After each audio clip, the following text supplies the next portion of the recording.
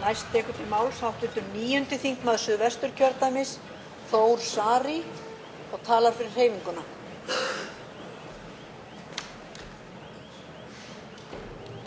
Frú forseti, góðu landsmenn. Alþingi Íslendinga var sett síðastliðinn föstudag við þær fordæmalausu aðstæður að þúsundir manna mótmæltu við þingsetninguna. Þó þingmenn og ráðherrar þykist ekki vita nákvæmlega hverju var verið að mótmæla, get ég frætt þingi á því hér og nú að það var verið að mótmæla Alþingi og setningu þess. Við búum í landi þar sem 90% þjóðarinnar bera ekki traust til þjóðþingsins og að stór hluti þjóðarinnar telur að þingmenn hafi ekki lengur umboð til að sitja á þingi. Hluti þessa fólks var hér fyrir utan á föstudaginn og vildi tjá þingmönnum það. En hvað gerðu svo þingmenn? Jú, þeir flúðu undan almenningi með lögregluverndin í þinghúsið þar sem þeir ávörpuðu ekki fjöldan heldur hvern annan. Forseti Íslands ávarpaði þingið, forseta þingsins og ríkisstjórnina og talaði Rússland og Kína. Forseti þingsins ávarpaði forsetann og svo hrópuðu allir ferfalt húrra fyrir sjálfum sér og fóru svo hér fram í glerskálan til að skála við sendiherra og erlend fínimenni. Að ávarpa fjöldan fyrir utan? Nei, aldeilis ekki. Það komið tími til þess að þingmenn velti alvarlega fyrir sig þeirri spurningu hvort hér sé Alþingi Íslendinga að ræða eða Alþingi einhverjar pólitískrar yfirstéttar sem algjörlega úr tengslum við landsmenn. Við erum hér með fund í kvöld á Alþingi Íslendinga bak við víggirðingu. Bak við víggirðingu. Við skulum ekki taka því nema alvarlega. Frú forseti, hér höfum við svo hlýtt á 3. stefnuræðu forsætisráðherra Jóhönnu Sigurðardóttur sem setið hefur á Alþingi síðan 1978 eða í 32 ár. Þetta var stefnuræða ríkisstjórnar og stjórnmálamanns sem uppiskroppað með lausnir og langa sögu lausna sem virka ekki. Stefnuræða ríkisstjórnar og stjórnmálamanns sem völdust til ábyrgðar vegna fordæmalausra aðstæðna þar sem boðað var til kosninga í kjölfar mesta efnahagshruns lýðveldistímans og áður en upplýst var nákvæmlega hvað hefði gerst og hverjir áttu hlut að máli. Þegar það svo kom í ljós með skýrslu rannsóknarnefndar Alþingis, þá hafnaði forsætisráðherrann og hirð hennar ábyrgð stjórnmálamannanna síðastliðinn þriðjudag. Þetta var því stefnuræða þeirrar pólitísku yfirstéttar sem gefur frekar lítið fyrir almenning í landinu og sem síðastliðinn þriðjudag hikaði ekki einu sinni við að stúta réttarríkinu til þess að geta verndað sína eigin pólitísku og persónulegu hagsmuni. Ríkisstjórnin sem nú situr, ríkisstjórn Jóhönnu Sigurðardóttur, hefur hafnað því að gera upp hrunið, það hrun sem valdið hefur meira samfélagstjóni en nokkuð annað á Íslandi frá lýðveldisstofnun. Hefði nú einhvern tíma trúað því að það væri svo Vinstri græn sem gætu svo verið helmingurinn af slíkri ríkisstjórn og að Vinstri græn munu styðja það áfram með ráðum og dáð að hrunið verði ekki gert upp. Svo bregðast víst krosstré sem önnur þegar að völdin eru annars vegar og nú hefur dómsmálaráðherra Vinstri grænna víggirt þinghúsið til að geta haldið þingfund. Frú forseti, stefnuskráin og hinn 216 mál ríkisstjórnarinnar eru að mestu leyti froða eins og flest annað sem að kemur frá henni. Hvað varð lýðræðisumbæturnar sem lofað var? Persónukjörið horfið af stefnuskráni. Það ekki þar lengur. Ég bið þingmenn að lesa það. Lög þjóðaratkvæðagreiðslur fást ekki samþykkt. Fjármál stjórnmálaflokka eru áfram spillt með nýsamþykktum lögum fjórflokksins frá síðasta þingi. Úrræðin í skuldavanda heimilanna eru á við pyntingaklefa fyrir fólk. Dómskerfið virðist vera í herferð gegn réttlæti og stjórnsýslan í herferð gegn almenningi. Bankakerfið afskrifar milljarða til pólitískt tengdra sægreifa en hendir fjölskyldum út vegna nokkurra milljóna. Þingmenn á spena fjármálafyrirtækja sitja enn á þingi, skuldir þingmanns sem ekki verða greiddar duga fyrir áslaunum verkamanns í rúmlega 500 ár. Fyrrum samráðherrar og samþingmenn hrunstjórnarinnar og meira að segja forseti Alþingis hafna því að gera upp hrunið og líkleg hugsanleg lögbrot ráðherra þess. Blindan á eigið vanhæfi sláandi, andverðleika samfélag orð vikunar. Hér á Alþingi virðist það svo sannarlega eiga við. Verðleikar eru nefnilega illa liðnir þar sem pólitísk yfirstétt hefur völdin. Frú forseti, þjóðin treystir ekki Alþingi og svo á bara að halda áfram á sömu braut með setningu nýs löggjafarþings eins og ekkert sé, bara sé svona. Sömu þingmenn og sömu ráðherrar með meira að segja biskupinn með sér í broddi fylkingar, sóttu sér guðsblessun í þjóðkirkjuna og hyltu svo sjálfa sig í þinghúsinu á eftir. Hrunið, það, já, þú meinar, en við erum búin að afgreiða það. Við erum íslenski stjórnmálamenn.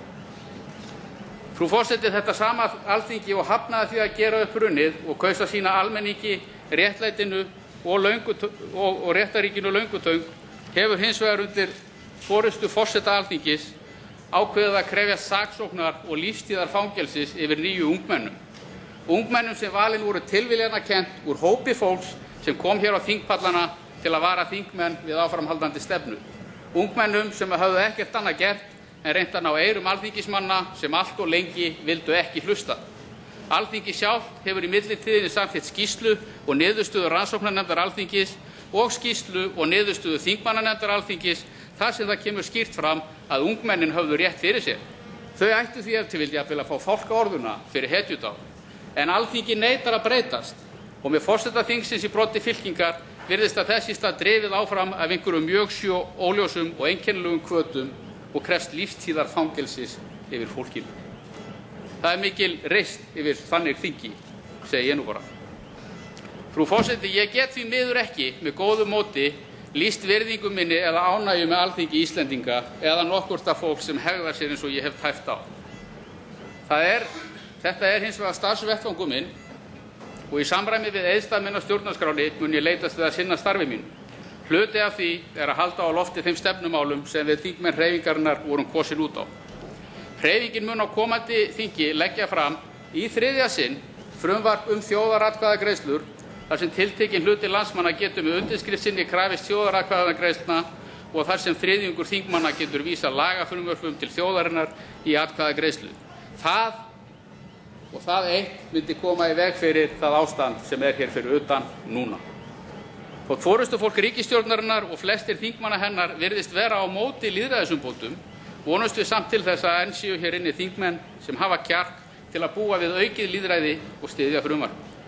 Hreyfingin mun einnig leggja fram tillögu til þingsályktunar neyðarlög fyrir heimilin í landinu sem Margrét Tryggvadóttir mun reifa hér á eftir, en eins og fram kom í máli mínu hér áðan, þá upplifa skuldugar fjölskyldur landsins hins svokölluðu úrræði ríkisstjórnarinnar sem einhvers konar kafkaískan pyntingarklefa þar sem það er stórkostlega saknæmt að hafa tekið lán.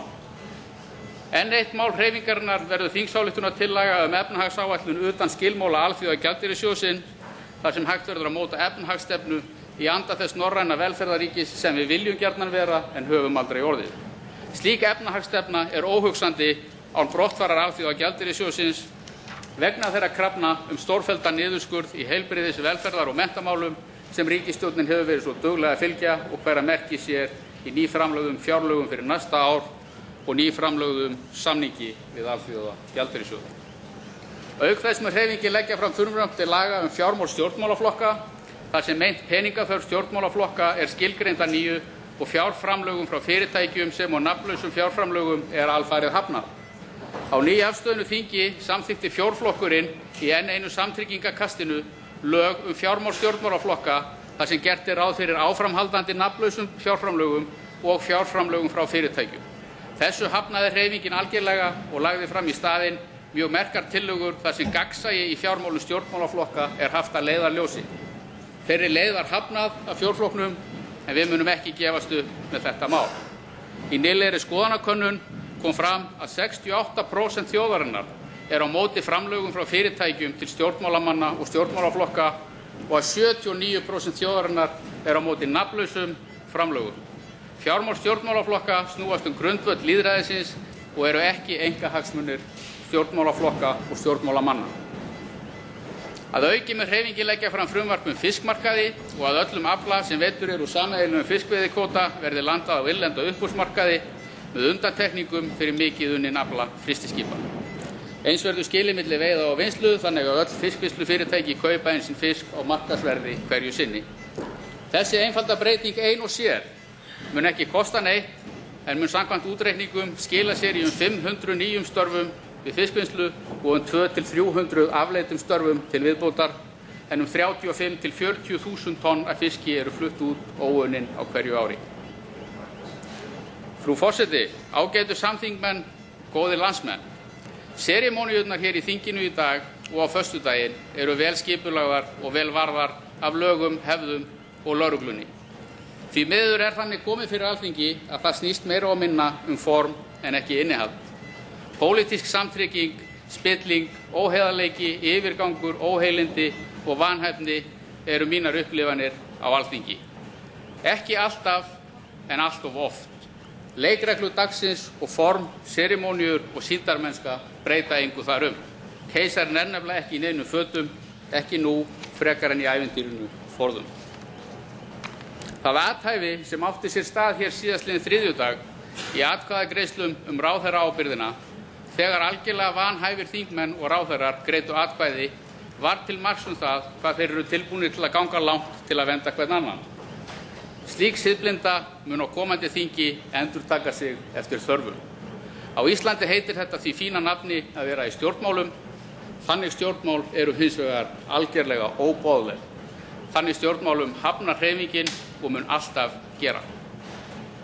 Frú forseti, í kosningunum vorið 2009 komu 27 nýir þingmenn inn á þing. Flestir þeirra gengu beinustu leið í björg fjórflokksins. Sú ríkisstjórn sem nú er við völd og sem margir þessara nýju þingmanna styðja hefur svikið öll þau kosningaloforð sem hún gaf. Meðvirknin og firringin verður að hætta og þar sem alþingismenn hafa því miður misfarið með umboð sitt eina ferðina enn verður að boða til kosninga strax. Það verður að gefa almenningi kost á að segja álit sitt á þeim stjórnmálum, því stjórnkerfi og því stjórnarfari sem að ríkt hefur hér allt of lengi. Eftirlegu kindum hrunsins þarf að moka út. Almenningur krefst þess, eins og þið heyrið ágætu þingmenn, og í lýðræðisríki er það eðlilegur gangur mála að hafa kosningar. Við viljum kosningar og við viljum kosningar strax. Góðar stundir.